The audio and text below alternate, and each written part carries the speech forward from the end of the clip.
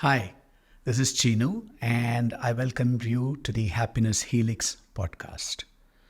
This is likely to be a series of episodes, starting off today with me talking to you and setting the stage for what the HappYness Helix is, right? And fortunately or unfortunately, you've got me today, and we hope to have guests coming in and sharing their experiences in terms of how they've lived a happy, inspiring, and inspired life. So today is going to be about setting the stage. Why do we call it the HappYness Helix? And taking a step back, why am I doing what I'm doing? Right? I call myself a happiness coach. And the first question that people ask me when I tell them that I'm a happiness coach is, how do you coach somebody to be happy? So tell them that depends on what you think happiness is. To cut a long story short, it normally comes down to people telling me, isn't happiness a state of mind? I say yes, and you've made my life simpler by saying it's a state of mind. Because if you had said that it is something about what you eat or what you experience, then I would have had to start by explaining the difference between pleasure and happiness. So if happiness is a state of mind, we'll start from there. And would you also agree, therefore, that it depends on the choices that you make? And most people tend to agree that they say, yes, happiness is a state of mind. It depends on the choices that I make. So then I tell them, I, as a happiness coach, I support you in making appropriate choices that give you the greatest potential probability of the future you'd like to have. And if you get the future that you think you'd like to have, chances are that you'll consider yourself happy. And they say yes. Then I tell them, you know what, I'm going to complicate it a little more. And I say, as a happiness coach, I support you in making appropriate choices that give you the greatest potential probability of the future you think now that you'd like to have in the future. And they say, and they think about it a little. They roll their eyes and they say, yeah, sounds right. So if it's about choices, then we need to look at, what do we do when we make a choice? Are we actually making a choice voluntarily with awareness, with conscious awareness of the choice that we're making? Or is it a choice that we are making basis all the experiences that we've stored in our life, the unthinking choices? For example, if you were to place your hand on a hot surface, it's not like you're going to be thinking, oh my God, this is hot. I shouldn't be placing my hand here. I should remove it, otherwise my hand will get burnt. No, that's not what you do. What you do is you place your hand on that hot surface and you remove it without even being aware of it. And the hurting or the burning actually you experience after you remove your hand. So the brain is actually bypassed in that process. Certain processes that the autonomic nervous system that keeps us alive sometimes functions on its own. So the autonomic nervous system, it has absolutely one purpose: to keep us alive.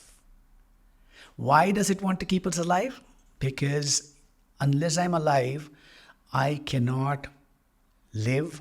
And more importantly, for all mammals, this is something that's important. I cannot leave behind a copy of my genes. So to thrive, I have to survive first. To survive, I need to ensure that I don't get killed or I don't have pain. So neurologically, we have about, I'm going to be standing on the shoulders of giants when I talk about neuroscience and all of that. My interest is in practical application of the neuroscience that wonderful people, giants in the field, have already done a lot of work on. I do not profess any kind of expertise in that area of finding out. My reason for accessing neuroscience and everything else that I learn is very simple. How can I use this in real life? How can I use this in the life in my life and in the lives of people that I come into contact with. So the other question that I get asked is also, why did you choose to be a happiness coach? And I say that, you know what, I decided to be a happiness coach by default and drift, not by design. I was going through life happy and doing whatever it is that I was doing in my corporate career. And one day I decided, it sort of hit me. I wouldn't say I decided. It hit me that if something has a shape and a form, then it has a reason for it to exist. And this is something that people talk about as being purposeful, finding one's reasons for existence and all of that. I did use a lot of my time trying to find out what my purpose was. And then I realized that, you know what? It doesn't matter if I find my purpose and then put all my energy and effort into that. A simpler way of doing things would be to be purposeful in everything that I do. So right now, the only reason for my existence on this planet is this podcast episode that I'm recording. And if I do it with that diligence and with that commitment, chances are that the viewer, the listener, might actually find something of use in it. It's certainly not to show how much I know, because I know however much I know, it's going to be just beginning to scratch the surface of what is called knowledge. So I don't profess a great amount of knowledge. I do have access to a lot of knowledge, and I'm going to be hoping to share some of it during these podcasts with you. So come back to the podcast, and why am I doing this podcast? My vision is of a planet in which all beings belong to and live in equally. Towards that vision, I have a mission. And that mission is to make the greatest possible positive difference in all. Because it's a little too vague, I actually came up with a more specific time-bound objective for myself. And that I call my goal. It's an intermediary goal. Any goal that any of us keeps is an intermediary goal. It's only a milestone, because life is a journey. So I've given myself an intermediary step, which is the time that this body turns 60 years on this planet, and that happens on 15th of April 2026. So I came up with a specific, measurable, time-bound objective. You call it SMART, you call it whatever you want. I will make the greatest possible positive difference in the life of at least 1 million human beings by 15th of April 2026. So that's the reason I'm doing this podcast today. Right? And I'm going to be talking and relying on a lot of information, a lot of knowledge, a lot of insights that other people have shared. I'm a voracious reader. I consume information through multiple sources. I access a lot of podcasts. I read a lot of books. I access videos. And the greatest teacher of them all, life. I just observe people. I look at what might be the reason that people behave in a certain way. So I'm going to be putting all of that as much as I can. When I know the source, I recollect the source. I will refer to the source and say, this is where I found it.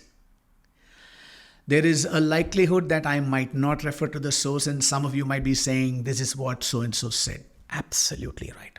Which brings me to my next point, which is that there is nothing that is original.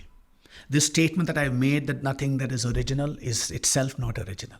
It might have been said 1,000 times, 1,000,000 times, 1,000,000,000 times, 1,000,000,000 times. I don't know how many number of times. The only truth is that everything that is said is a repeat. So I don't profess that anything is absolutely mine or my original. No, it isn't. Which also brings me to my favorite statement. People like it. I have copied this from my coach, a wonderful human being called Kichu Krishna. And he said this beautifully. He said, there's no copyright, just copy it right. So I am asking you to do the same thing. If you find something that I shared today or shared through me, that's the appropriate way of saying it. You find that useful, interesting, and you want to share it with people, please go ahead and share it. Absolutely no copyright for anything that is created through me. Just copy it right. Because if you're going to make some changes to what is being said here, it might change the complete meaning. So in that sense, make sure that you copy it right. Okay? Do me a favor, copy it right. Whenever you can, acknowledge where you got it from. Not because I want to, because I want you to feel good about it. I will always acknowledge the source where I got the information from. For example, one of the books that I read was the book called The Art of Being Kind. It's written by a Swedish doctor called Stefan Einhorn, written in Swedish, translated into English. There's one sentence, one paragraph that absolutely I love. And he says, very interestingly, the day we believe that we are our own ideal is the day we have to start again from scratch. So I don't believe that I'm the happiest person on the planet. Every single moment of my life, I'm learning how to be happy, how to be purposeful, how to be fulfilled, how to be free. And that's the purpose of this podcast. When we started doing this, talking about this podcast, a question that was asked, and one of the people asked me a question, is this a self-help book on happiness? And I said, no, it isn't. And they said, is this a self-help book on something else? I said, no, it isn't. And I didn't realize why I was saying, no, it isn't, no, it isn't. And then the words that were spoken by me, through me, made me open my eyes. I said, this is a self-help podcast on being responsible, on taking accountability, on taking responsibility for oneself, on being free. And that's what this podcast is all about. By now, some of you might be thinking, all right, when is the hot podcast going to start? It is starting. It has started. All of this is relevant. And we will be coming back to all of this. Today, we're going to be talking about some of the building blocks, some of the things that we are going to be referring to through the series of podcasts, right? And so I'm going to be talking to you right now about the HappYness Helix. What is the HappYness Helix? A helix is a spiral. The DNA strand is a double helix. So I'm talking about the HappYness Helix in the form of a spiral staircase of sorts. You can take your pick. It's a staircase or it's a spiral rope ladder, because climbing up is that hard.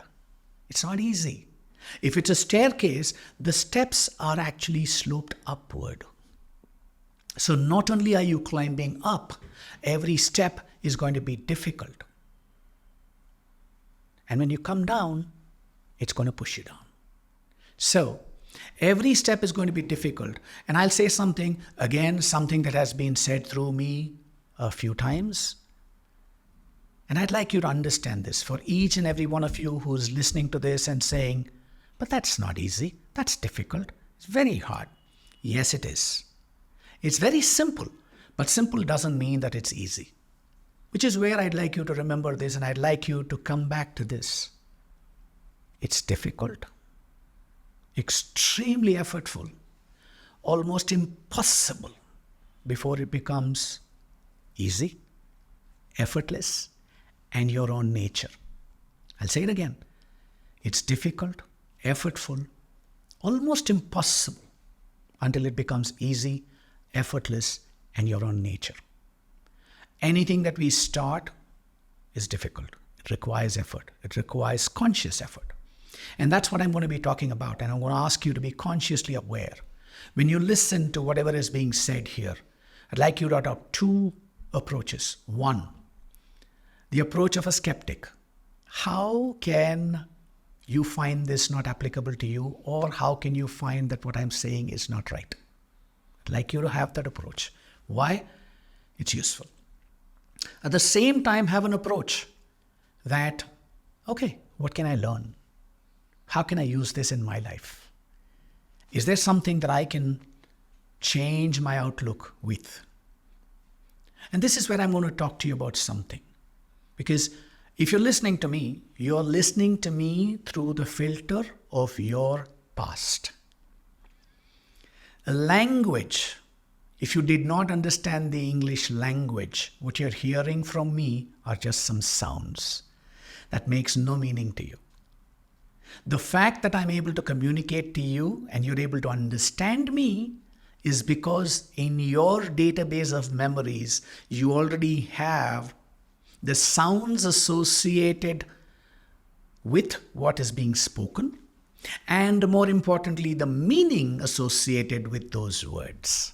So without your past, without your memory of what these words mean, you will not understand what I'm saying. So the past is extremely useful. It's absolutely useful for the reason that it helps you make sense of what's going on right now. But unfortunately, your memories aren't infallible. I'll go one step further. I'll say memories aren't even dependable. Why? Because the purest of memories are the ones that you do not access at all. There is science and research that proves this beyond doubt. The more we access a memory, the more it moves away from what it actually was that happened at that time. So I've heard people use this example. A Word document, a Microsoft Word document or a Google Doc Word file. If it's a read-only file and you've typed out something and you've made it into a read-only file, how many ever times you access it, it's going to remain the same. But unfortunately, our memories are like editable documents because we might have had an experience when we were 5. The knowledge and the understanding of a 5-year-old is where the experience takes place. However, if at age 6, I access that memory, it's not a 5-year-old version of a 5-year-old experience. It's a 6-year-old with the knowledge and experience of a 6-year-old accessing a 5-year-old's experience. So it alters, and so on and so forth. So it is relevant to understand that the past, if we are not aware, can have a great hold on us, which is what becomes an unthinking behavior. I'll also take a small segue into one of the most powerful books that I've read on this subject. And the title of the book is called The Emotional Life of Your Brain by Richard Davidson. It's a beautiful book, and I'd urge every one of you to actually read it to understand the most important thing that you need to know, which is the brain, your brain, and how it functions, and what are the various parts of the brain and how it affects day-to-day behavior. In that, Davidson says it beautifully. He says, by the age of 7, people's emotional styles are set in place. So what's an emotional style? We'll have to understand that as well, right? So Davidson says it beautifully. He actually talks about emotional states, moods, traits, and then the style. I probably am not going to do a great job if I try to verbatim repeat what he said, but I'll give you my understanding. The fleeting moments of emotion that we have, that's an emotional state. It lasts for a few seconds, maybe a minute, maybe a little more. That's an emotional state. Something that persists for hours or maybe days becomes it becomes a mood. So you have a state, which is the experience state. Then you have a mood which persists for a period of time. At these levels, the state and the mood, the underlying physiological structure of the brain that are associated, the structures of the brain that are associated with various emotions aren't affected. But when it persists beyond the mood, it becomes a trait. What does a trait mean? A trait means that there is a greater propensity to experience or respond with a certain emotion or feel a certain emotion. And then when that persists, that actually changes the underlying structure of the brain and it becomes an emotional style, right? And Davidson beautifully encapsulates it in the form of 6 characteristics that are put in place by age 7. Why age 7? Right? When we think a thought, What is a thought? The physiological process of a thought is when a series of neurons fire.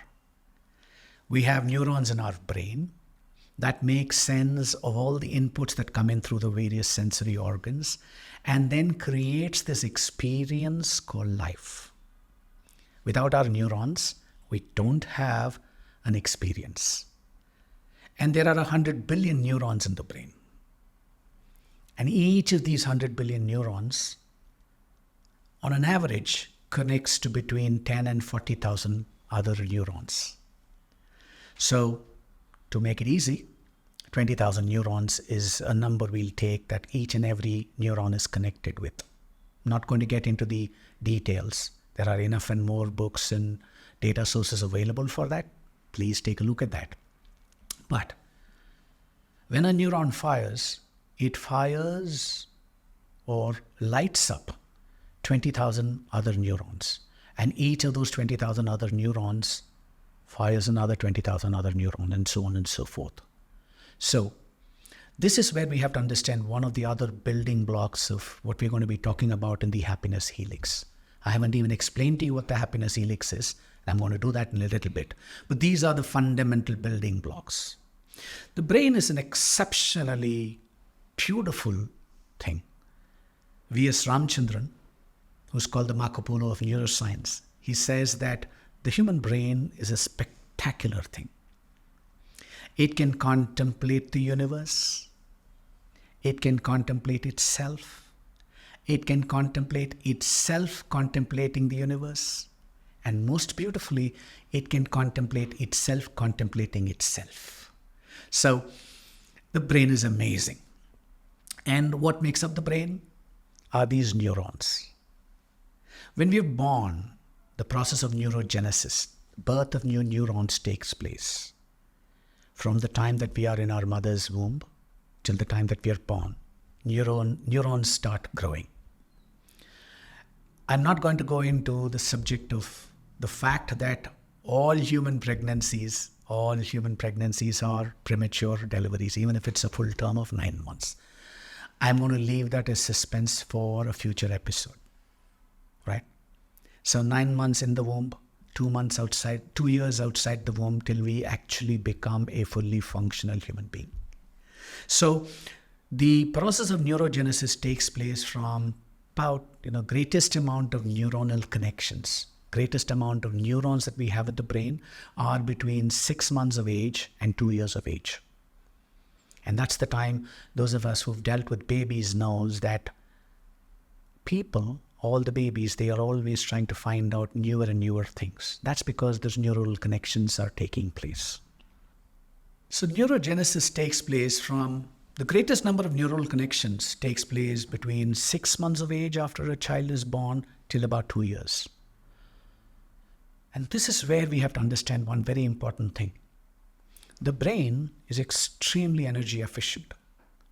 Why is it energy efficient? Because it's extremely energy hungry.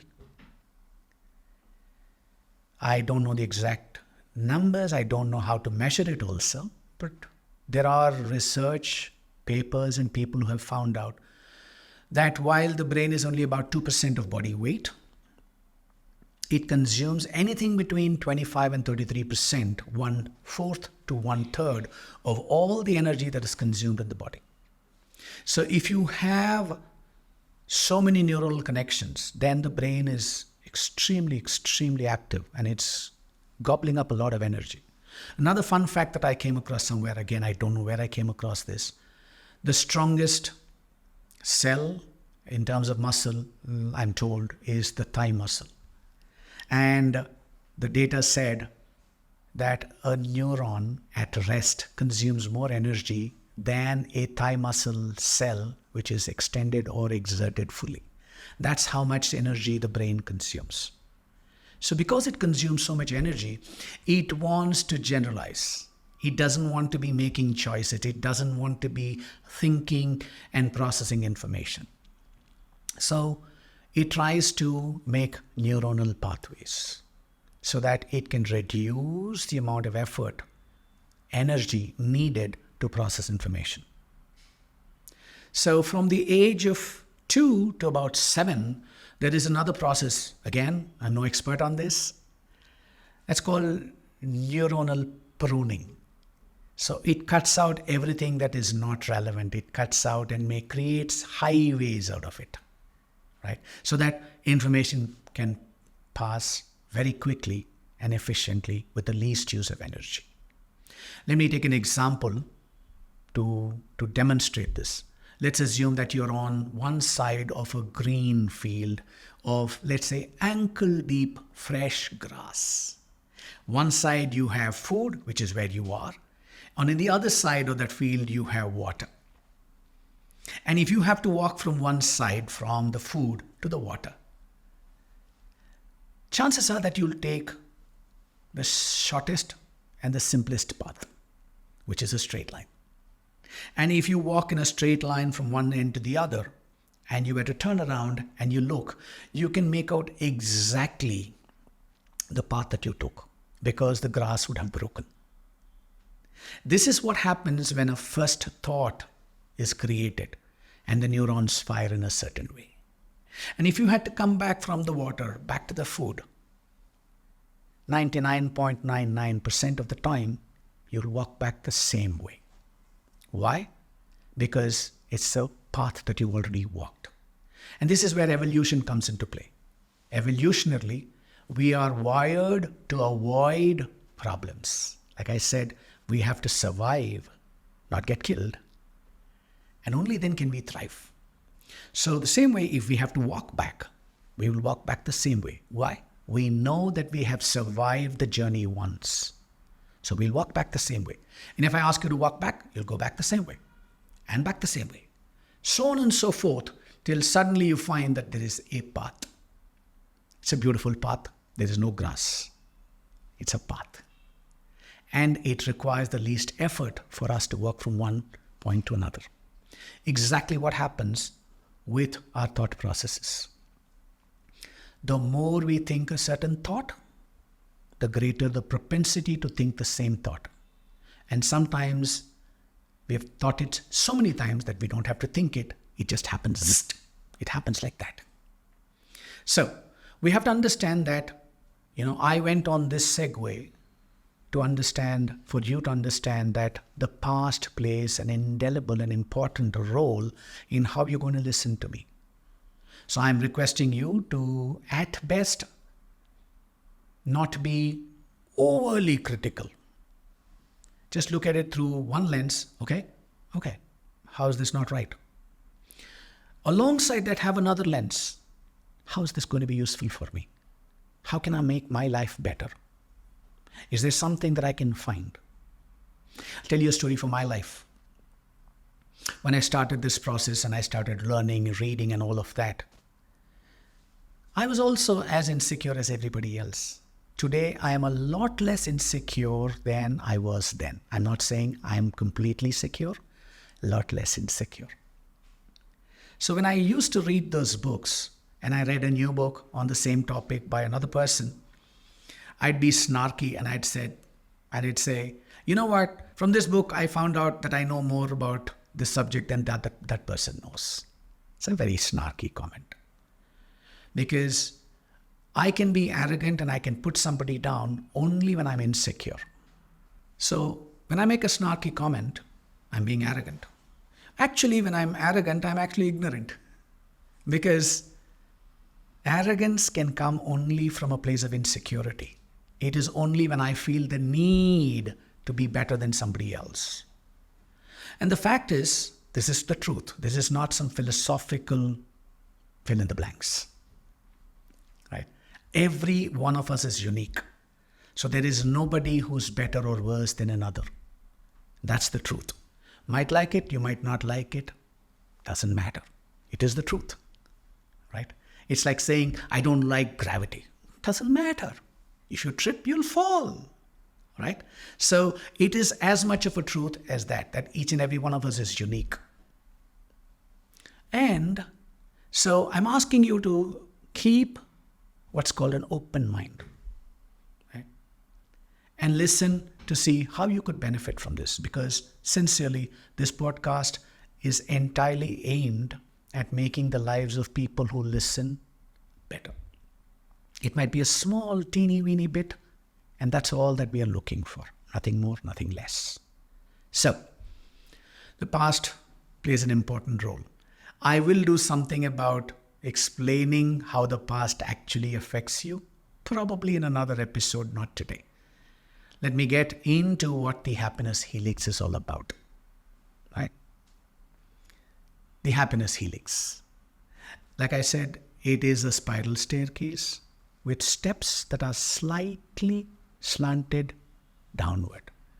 So every step that you put in front of the other is going to take a certain amount of effort. Therefore, remember, it's going to be difficult, effortful, almost impossible before it becomes easy, effortless in your own nature.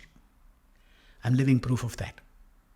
Every one of these steps, every one of these landings that are going to be referred to, I have experienced, I still experience in my own life.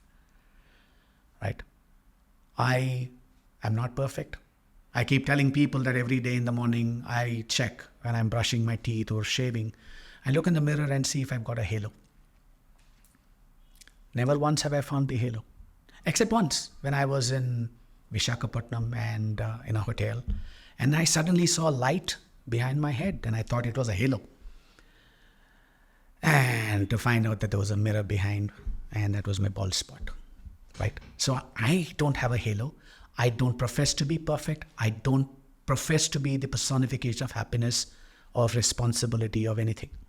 However, I think I'm continuously learning how to be more responsible, how to be more accountable, and how to be happier. So let's finally get to the HappYness Helix. Like I said, steps going up, and there are these landings. The landings are so small that you can see them only when you're going up.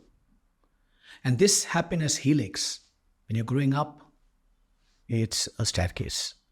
When you're coming down, it is downward sloped, so you move faster, and suddenly it's almost like you're on a slide. So coming down, you're not going to find the landings. You're going to find some points that I'm going to make. They are reference points. They might not be real points, but they're reference points. Let's take a look at the HappYness Helix. Where does it start? Starts right here. This is it. I am who I am. I am where I am. And anything and everything that happened in my life to bring me here, to make me who I am, has already happened. It's of no relevance, except that it stays in my database of memories. And it affects me in ways that I really don't know that it affects me also. That's the beauty of it. However, I have a choice in this moment. And that choice is, this is it. I accept where I am. I accept who I am. I alone am responsible for who I am, where I am, what I have in my life. That's the starting point. That's right now. So the HappYness Helix, either in the upward direction or in the downward direction, starts exactly where each and every one of us is right now. And it doesn't matter whether you're listening to it today, tomorrow, or you listened to it yesterday, or a year later. It'll still apply. So the first point, I call it being happy, being purposeful. Or a simpler way of saying it is, I take responsibility for who I am, where I am in my life right now. That's the starting point. When I take responsibility for who I am, where I am, and everything that exists in my life right now, it also means that I'm not going to be blaming anything. I'm not going to be blaming anybody else. I'm not going to be complaining. I'm not going to be cribbing. I'm not going to play the victim. I'm not going to play the martyr. Because that's the other thing about life. The narrative, the story that we tell ourselves affects how we experience life.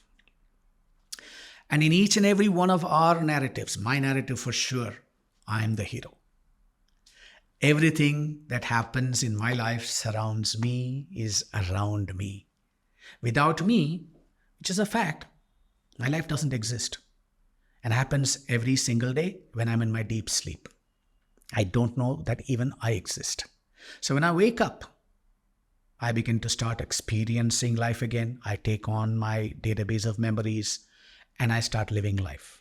So, responsibility, purposefulness, accountability, ownership, call it what you want.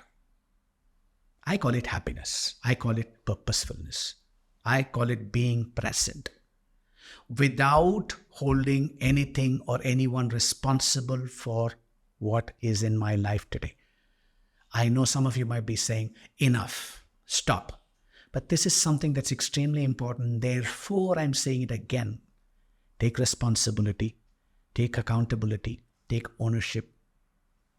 Be the person that you are because you are who you are because of what you've done with your life. It's not your parents, it's not your genes, it's not society, it's not anything. All of that informs us, yes. Does it affect us? Yes. But now that you've heard me say this, that you are where you are right now, from now on, I'm asking you to take responsibility. It doesn't matter what it has been in the past.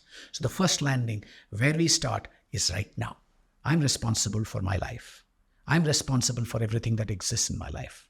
Make that one switch, and life will never ever be the same again. And that will help you get to the next landing. That next landing is about an attitude of potential, of possibility, of solutions. I keep saying that FPS is to PNP should be 5:1. I will do an episode probably just on FPS is to PNP being 5:1. What is FPS and PNP? A few of my coaching clients have heard this. I'm going to say it. Future,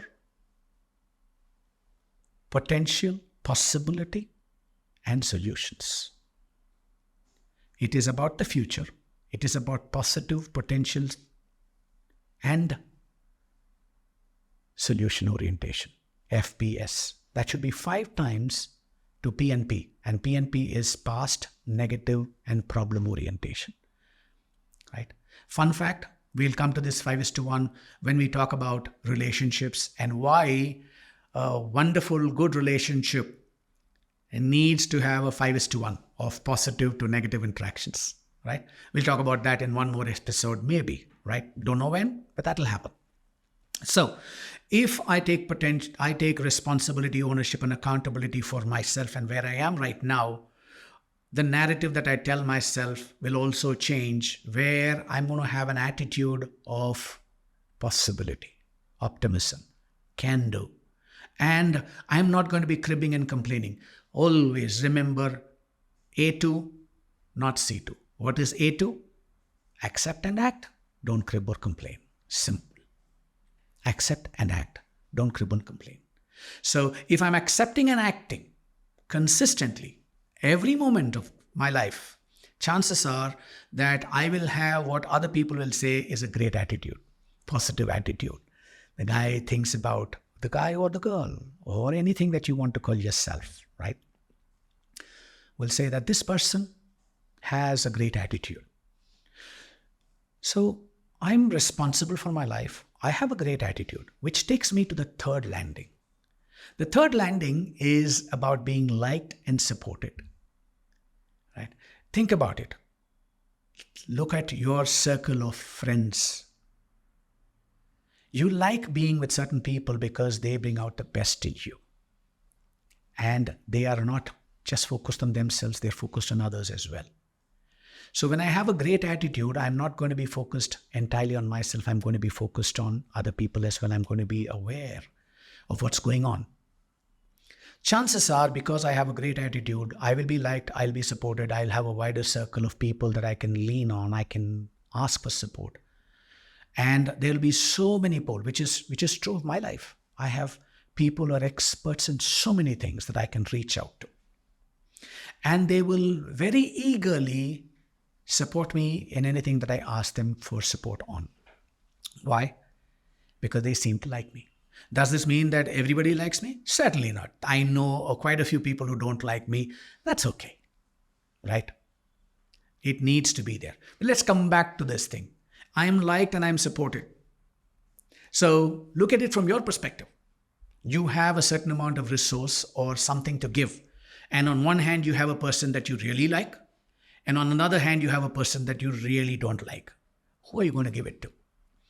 Chances are that you'll give it to the person that you like.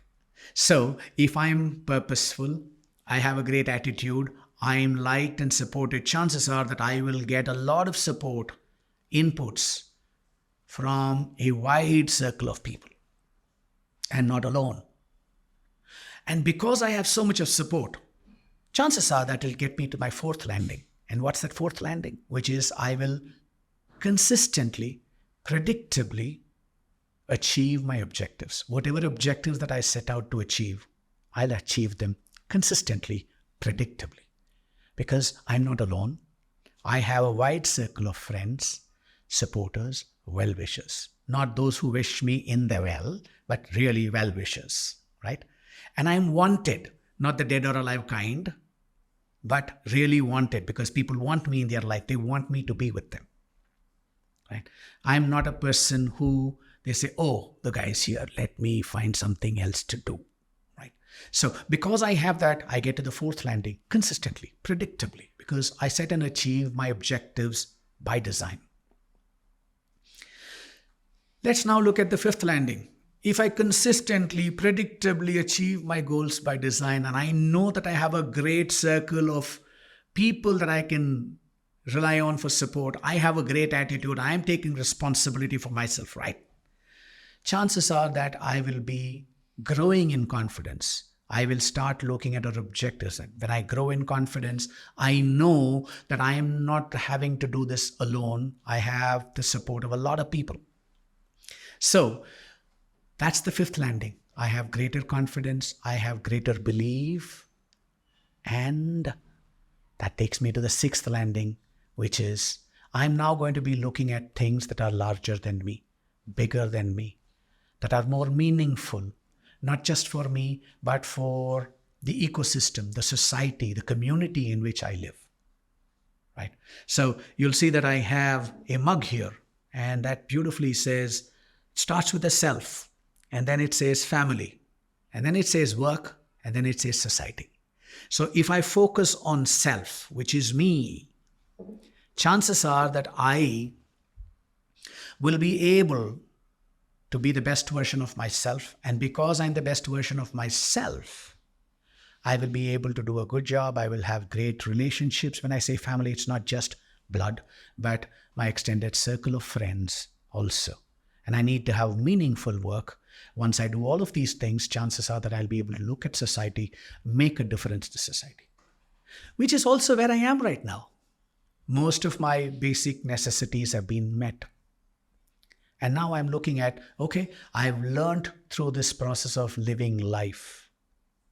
And consistently people who work with me, one-on-one, individuals, my coaching clients, they tell me that their sessions with me have had a great, useful benefit accruing to them, right? So I decided to put myself out there. I know I run the risk of being ridiculed, but I can't be ridiculed unless I choose to be ridiculed. So I'm going to take responsibility. So anybody who ridicules me, thank you. Anybody who appreciates me, thank you. Anybody who thinks I'm an idiot, thank you. Anybody who thinks I'm a genius, thank you. It really doesn't matter. This is something that I use in my coaching sessions as well, because some people tell me, I got upset, I got insulted. And I ask them this question, what's the worst insult that you can give to another person? And it varies. I will not get into, things that need to be bleeped out. The words that are used might need to be bleeped out if I have to cater to all audiences. So, but it really ranges. I'll give you one simple one that one of the people told me when they said that they had a constant issue, that everybody told them that they were being very angry. When I met with them, I asked them, what makes you angry? The person turned around, looked at me and said, if you get insulted, will you not get angry? So I said, okay. So tell me, what is the worst insult that you can give to another person? They thought for a long time, and then they said that, I'll call them a dirty pig. And I said, lovely. Do you know my name? And the person said, Cheenu. I said, okay. And what's the worst insult that you can give to another human being? And the person said, I will insult them by calling them a dirty pig. So I said, do you really want to learn something in life? The person said, yes, I do want to learn. So I said, how will you say that you're a dirty pig? And the person said, I'll call them, you are a dirty pig. And I said, lovely. Now call me by my name and say, I am a dirty pig in the same way. The person said, no, how can I? You're my coach. How can I say that to you? I said, you'll have to say that to me if you want to learn the lesson. Took about 10 minutes. And incidentally, they said, I can't say it. I said, no, you have just demonstrated that you can. You have the ability to say it. If you don't say it, you're choosing not to say it. You know my name, you say it's Cheenu. You say that the worst insult that you can give to another human being is that you'll call them a dirty pig. I said, now say, Cheenu, you're a dirty pig. And the person said, no, I can't. So about 15 minutes of cajoling. Then the person said, Cheenu, you're a dirty pig. I said, no, that's not the way you say it. I want you to say it with the same vigor, all of that. So another 10 minutes later, the person said, Cheenu, you're a dirty pig. And I said, yes, thank you. I'm the dirtiest pig in the entire universe. There is no pig that is dirtier than I. I'm the greatest, dirtiest pig that can ever exist. And the person looked at me and said, that's because you have decided not to get insulted. And I looked at that person and said, precisely my point, my friend. If I do not choose to get insulted, then you cannot insult me. Right? I'm reminded of a story that is attributed to the Buddha. That somebody came and cursed him and scolded him and all of that. And he was sitting Buddha-like, as the Buddha can. And everybody else was getting a little upset that this person came and cursed him and gave him all these kinds of, threw such words at him. And when that person went away, they asked him, Buddha, how can you allow this person to scold you, to be so disrespectful of you? The Buddha said, if somebody comes to your home with gifts and they want to give it to you and you don't accept it, who keeps the gifts? And the man said, the person who wanted to give me the gift. I said, exactly the same thing with insults. So if people give me insults, thank you. I choose not to be insulted. I know that I'm putting myself out there in social media. And there will be quite a few of you who will think that I am the world's biggest clown. Thank you. There will be some of you who will think that I am God's gift to mankind. Thank you. Neither of them is true, because all that matters is what I think of myself, right? What you think of me doesn't matter. And I'd like you to live life with the same approach, because you give far too much importance to what other people are thinking about you. Little knowing that they are thinking so much about themselves, they don't have time to think of you. If at all they are thinking of you, they are thinking of you only in the context of how they can blame you for their misery in life. Remember, I am responsible for everything that exists in my life. Does that mean that I should not be responsible and aware and polite when I'm talking to you? Certainly not. I should do my best to be polite, aware, and appropriate when I'm talking to you. But will I bend over backwards for that? Unlikely. So this is the HappYness Helix podcast, remember. And happiness depends entirely on you. Depends on your definition. Right? So, let's recap on the HappYness Helix. I'm purposeful. I don't crib and complain. I take responsibility for myself. I have a great attitude. Landing number 2. Landing number 3. I'm supported. Landing number 4. I achieve my goals consistently and predictably. Landing number 5. I have greater confidence. Landing number 6. I take on larger, bigger, better projects. And that brings me to landing number 7. But it's actually landing number 1, but it's a different place. So, that's how the HappYness Helix goes up.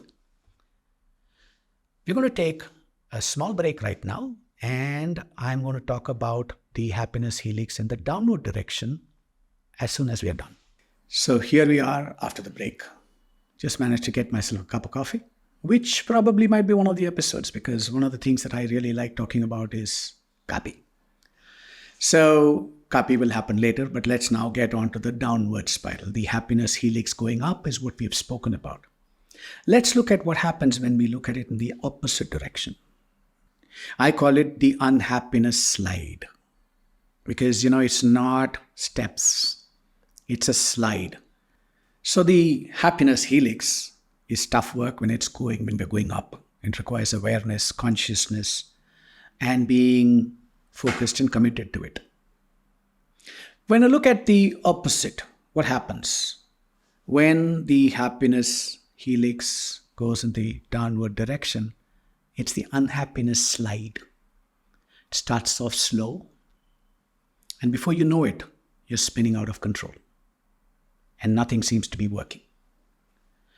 So, just like the HappYness Helix starts with this moment, this is it.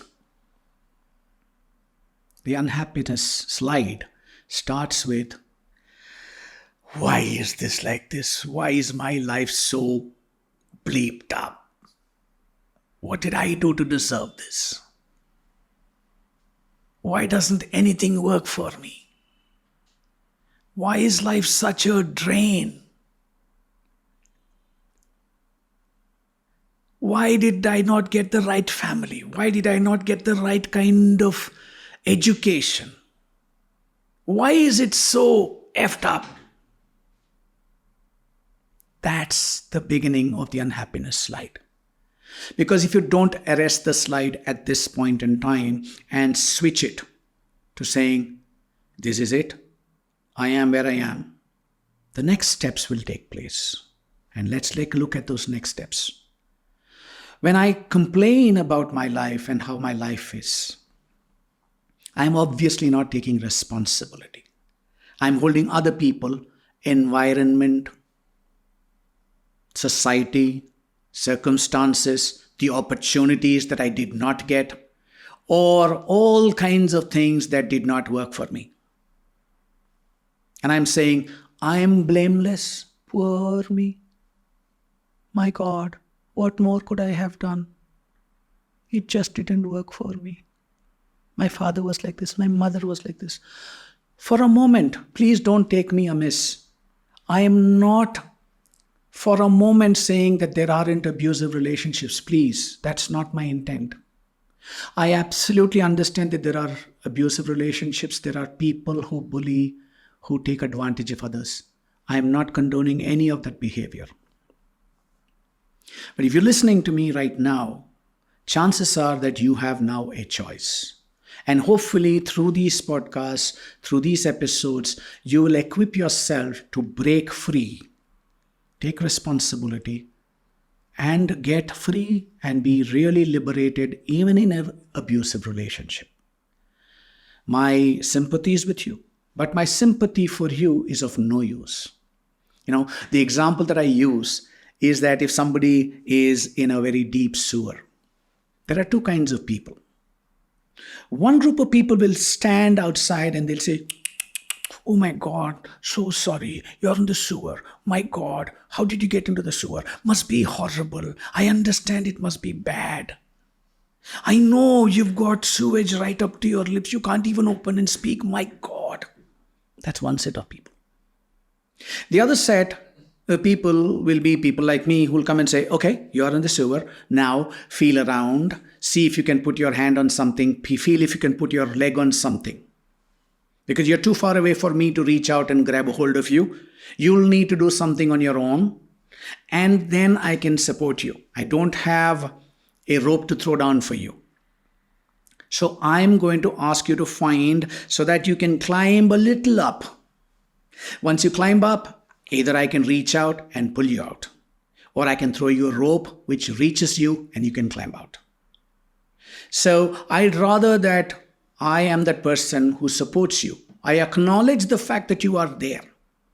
I am not saying that You are responsible for somebody being abusive with you. That's not what I'm saying.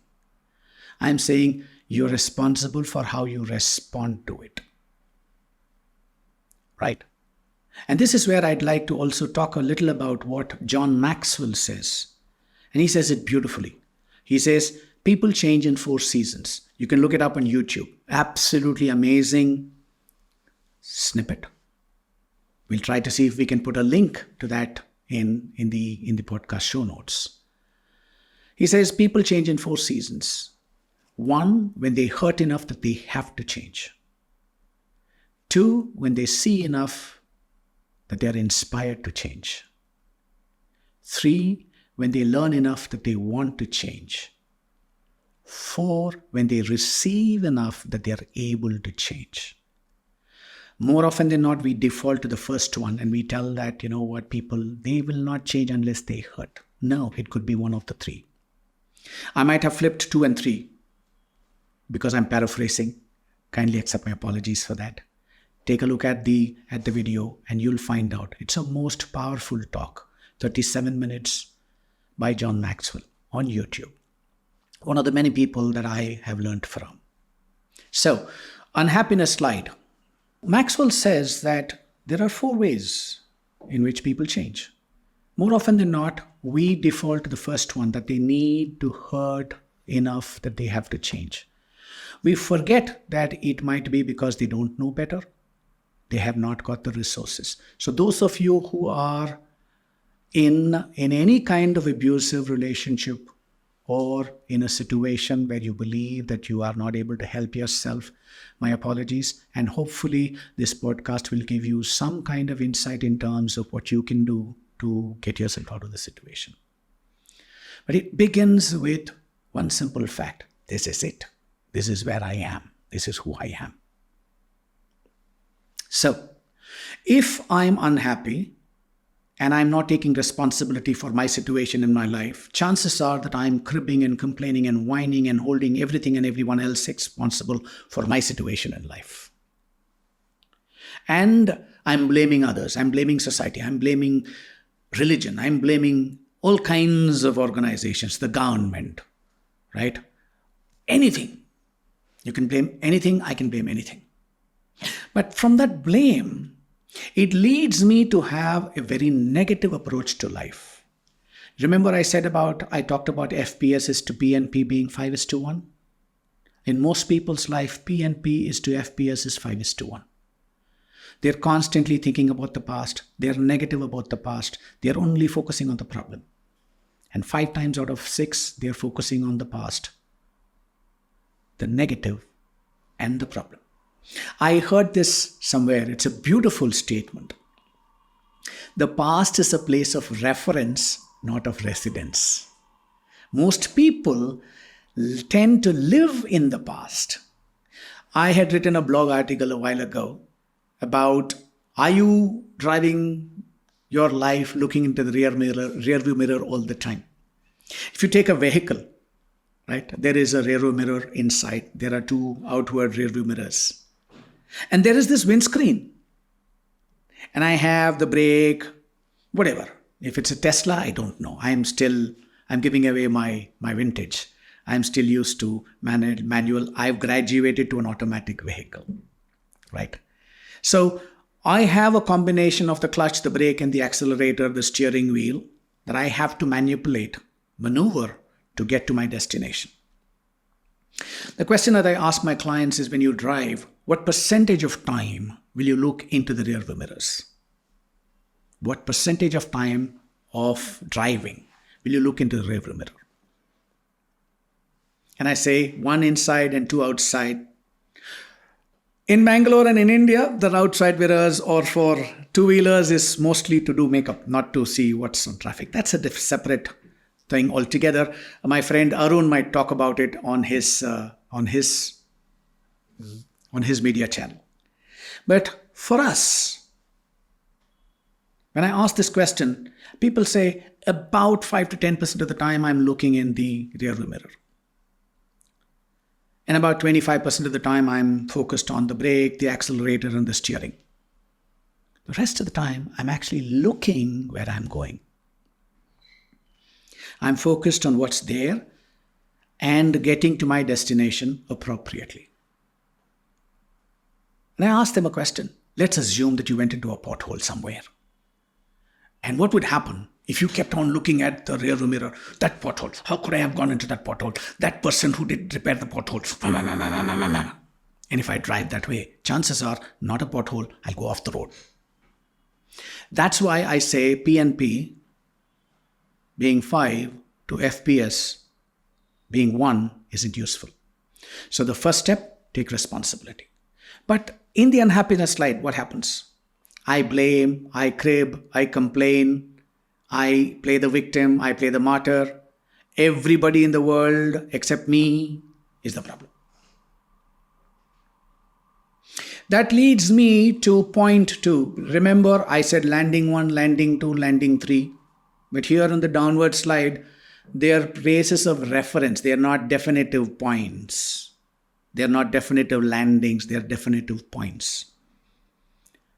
Not even definitive points. They are indicative points. So, if I'm unhappy and I'm not taking responsibility for myself, I'm blaming the world, I'm blaming everything and anything else in the world, chances are that my attitude is not going to be very, very useful. I'm going to be look at life with a lot more pessimism than optimism. I'm going to look at life as a problem to be solved. I'm not going to look at life as an opportunity. So chances are that my attitude is not going to be great. So if my attitude isn't great, which brings me to the next point. Remember, I asked you a question. If you have some resources and you have a person whom you like and a person that you don't like, who will you give it to? Chances are when you are blaming the world and you don't have a great attitude, chances are that your circle of people will be smaller. Chances are, I'm only saying chances are, that you might not be appreciated by others. I might not be appreciated by others. Let me stick to the first person. That's another topic that we will talk about, how people slip into the second person and the collective when it doesn't suit them. Right? So, chances are that I will not be liked by people. Chances are that I will not get the right kind of support. Chances are that I will not have enough people to learn from, to go and ask, to vet my thoughts. There are people who are not going to be giving me feedback, inputs, because if I'm a person who blames the world, even if I get feedback, I'm only going to be looking at how can I prove them wrong and tell them that I'm blameless. So I play the victim. I will justify. I will have excuses. Right? So that's not useful. So if I'm unhappy, I don't take responsibility, I don't have a great attitude, I'm pessimistic, I'm negative, I'm looking at problems, I'm looking into the rearview mirror all the time, chances are that I will even hit my vehicle on people who are there to help me, because I'm so busy looking at the past, the front, future, there are people waiting to help me, I might run them over. And that will further reduce my circle of friends and support. So if I don't have a circle of friends and support and knowledge sources, chances are that my achievement of objectives that I set out to achieve might be inconsistent, might not be effective. I might not achieve my objectives at all. It'll be less than ideal. And that leads me to the 6th point, where I will feel like I am a fill in the blanks. My confidence will go down. I might use words like I'm a failure. I'm good at nothing. I am of no use. Self-pity. All of that will happen. And when I'm so focused on myself, self-pity, my basic needs are unlikely to be met.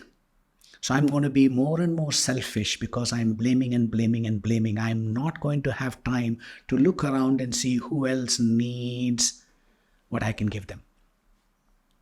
And that one simple thing, when I'm in the greatest of misery, going out actively and supporting others who need support will arrest the slide. Remember this, we'll talk about it in one more episode.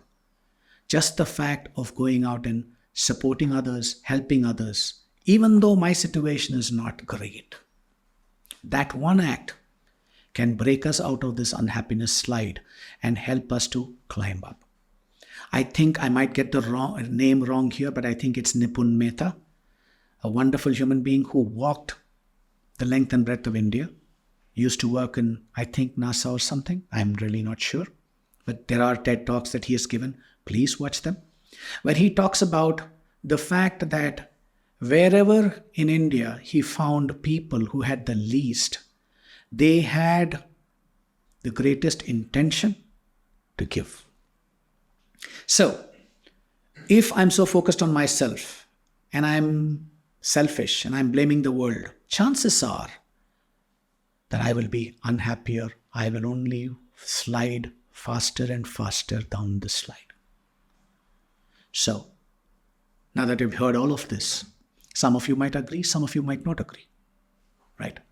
And I'm absolutely willing, able, and ready to learn. Any of you who comments where I might make it a little better, right? And I have a request, be kind, right? If you want me to listen to you, be inspiring. That's another episode that we're going to be talking about. How can I be inspiring? How can I communicate inspiringly? How do I give feedback? How do I give people inputs for them to make themselves better? Regardless, however you give it, I will choose to look at it as constructive inputs for me. So you can choose to climb the happiness helix one step at a time. Or you can continue to blame circumstances, events, your family, and all of that, and slide down faster and faster, right? And the faster you slide down the unhappiness slide, the lesser control you'll have. And that's something I don't think you want for yourself. I have been there. I have done all of these things. I've experienced the unhappiness slide for myself. I say this to all my clients. I have learned the importance of honesty by being dishonest. I have learned the importance of integrity by being non-integrous. I have learned the importance of responsibility by not taking responsibility and blaming others. So, I hope this is useful to you. We will delve a little more into these and the steps that can take you from one landing to another, hopefully, right? The first step is, how can I take responsibility for myself, that I respond rather than react? That might be one of the first steps that we will talk about in a future episode. Everything that I do it with a certain invocation before I start whatever I'm doing. Remember, I said there are two ways in which I can have a purposeful life. One, I can identify what is my purpose in life and put everything that I have towards that purpose. The other way I can do this is being purposeful in everything that I do. If I'm purposeful in this episode, this podcast episode, 100% focused on how useful it might be to you, the listener, chances are that if I take that and do that in everything of my life, I will have moments of life that are 100% purposeful. And if every moment of my life is 100% purposeful, because I put all of these moments together, chances are that I would have lived a purposeful life. So I start this with an invocation, right? And the invocation, I'm going to say it in Sanskrit, and I'll give you the English version of it. It is absolutely nothing to do with religion here, but it is part of the Bhagavad Gita. It is chapter 2, verse 47 and 48. Chapter 2, verse 47 says, Karmanyeva adhikaraste ma paleshu kadachana ma karma pala hetur bhuhu ma te sangostva karmani. And this means do your duty, without being attached to the credit or the fruits of your labor. Chapter 2 verse 48 says, Yogastha kuru karmani sangam tyaktva dhananjaya siddha asiddhyo samabhutvam samatvam yogamuchyate. What it means is, do your duty diligently without being attached to success or failure. And then it goes on to say, treating success and failure the same is the greatest equanimity and is the greatest happiness. So whenever I start something, I did say that silently before we started recording for this podcast episode. The other thing that I do always when I finish a client session or anything that I do is to use again a Sanskrit verse. It says, Karman Kayena vacha manasendriyarva buddhyatmanava prakriti svabhavat karomi yadyat sakalam parasmai guru iti samarpayami, narayana iti samarpayami, ishvara iti samarpayami, devi iti samarpayami. All it means is that whatever is said or done by me, either because of what I've said or by my natural tendencies or my awareness or even without being aware, whatever credit, it goes to that one large pool that you can call it whatever it is. This is very useful to make sure that the ego doesn't take hold of anyone. And that's the only reason I say these things.